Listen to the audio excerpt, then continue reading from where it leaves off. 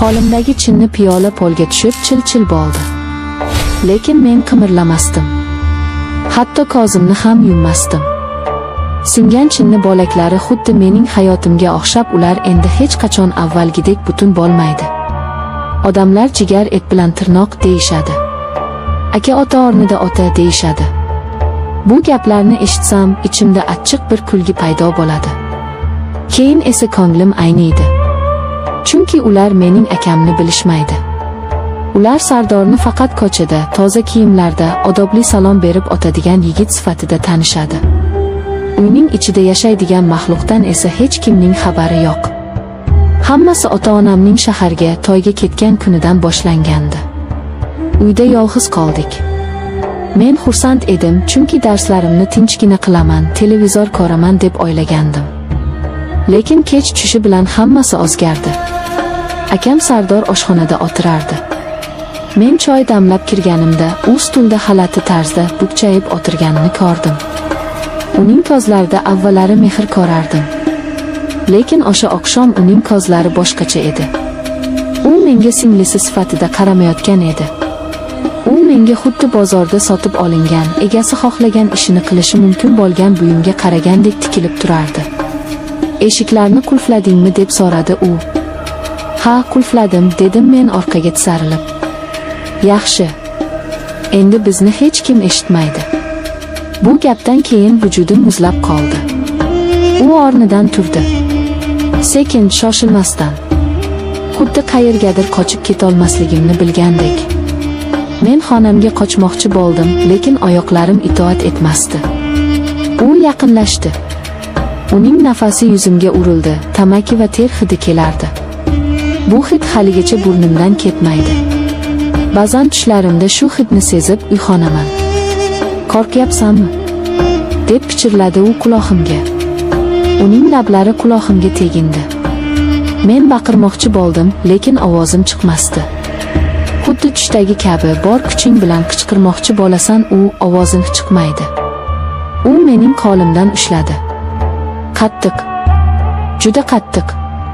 Suyaklarim qirsillab ketgandek bo'ldi. U meni sudrab mehmonxonaga olib kirdi. O'sha kecha vaqt to'xtab qoldi.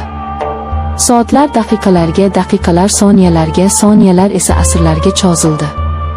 U meni urmadi. Yo'q, kaltaklash bu jismoniy og'riq, u o'tib ketadi, ko'karadi va tuzaladi. U qilgan ish esa ruhimni parchalab tashladi. U meni o'yinchoq qildi. U meni xonaning o'rtasiga o'tkazib qo'ydi va o'zi divanga cho'zildi. Qo'lida pichoq bor edi. U pichoqni o'ynar, uning yaltirashini tomosha qilardi.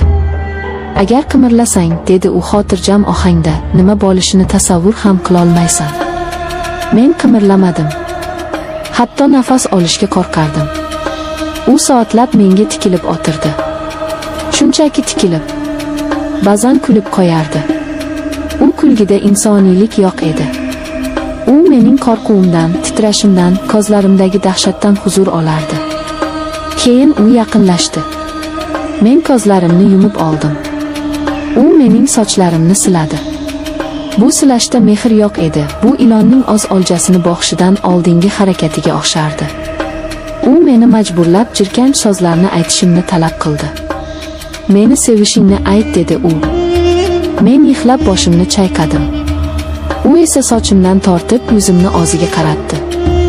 Tong otguncha u meni qo'yib yubormadi. Har safar ko'zim ilinishiga sal qolsa, u meni turtib uyg'otar, hali tugamadi derdi. U men bilan mushuk sichqon o'ynardi. Men hammomga qochib kirib, eshikni qulflab olganimda, u eshikni buzgudek bo'lib tepdi. Keyin esa birdan tinchlandi va eshik ortida turib, past ovozda gapira boshladi. Baribir chiqasan-ku. Men shu yerdaman. Men har doim shu yerda bo'laman. O'sha tunda men uyg'aydim. Bolaligim o'sha hammomning sovuq kafelida olib qoldi. Ota-onam qaytib kelganida akam Sardor xuddi hech narsa bo'lmagandek televizor ko'rib o'tirardi. Men xonamdan chiqolmasdim. Onam kirib, nega rangi ro'ying oqarib ketdi, kasalmisan deb so'raganda, men ha, boshim og'riyapti deb yolg'on gapirdim. Akamga qaradim. U menga ko'z qisib qo'ydi. O'sha ondayoq tushundimki, men endi bu uyda xavfsiz emasman. Men hech kimga indamadim. Qanday aytaman? Akam menga tegajonlik qildi, meni tuni bilan qiynadi deymanmi? O'zbekchilik, or nomus, sharmandalik. Bu narsalar meni og'zimni tikib tashlagan edi. Oylar o'tdi. Men o'z xonamga qulflanib oladigan odat chiqardim. Eshigimga stul tirab uxlaydigan bo'ldim. Har safar yo'lakda uning qadam tovushlarini eshitganimda yuragim to'xtab qoladigandek bo'lardi. U esa buni bilardi. U atayin eshigim tagida to'xtab turar, tutqichni sekin burab ko'rar va mening qo'rquvimni his qilib ketib qolardi. Bu uning sirli oyini edi. Bir kuni tunda uyg'onib ketdim. Xonamda kimdir borligini his qildim. Qop-qorong'i edi. Oy nuri pardadan biroz tushib turardi. U karavotimning tepasida turardi. U menga qarab engashib turardi. Men qichqirmoqchi bo'ldim, lekin u darrov qo'li bilan og'zimni yopdi. Agar ovoz chiqarsang, ota-onamga seni yomon yo'lga kirib ketgan deb aytaman. Ko'ryapsizmi? U mening or nomusim bilan o'ynashardi. U yana o'sha jirkanch ishlarni qildi. Menga tegindi. Meni opdi. Men toshga aylanib qolgandim. Ko'zlarimdan yosh oqardi. U o'z ishini qilib bo'lgach, xuddi begona odamdek o'rnidan turdi va chiqib ketdi. Eshikni yopishdan oldin esa, "Xayrli tun, singiljon" dedi. O'sha tundan keyin men tirik murdaga aylandim. Hozir alohida yashayman. O'qishga kirdim, yotoqxonaga qochib o'tdim. Bahona qilib uydan qochdim. Lekin baribir qutula olmadim.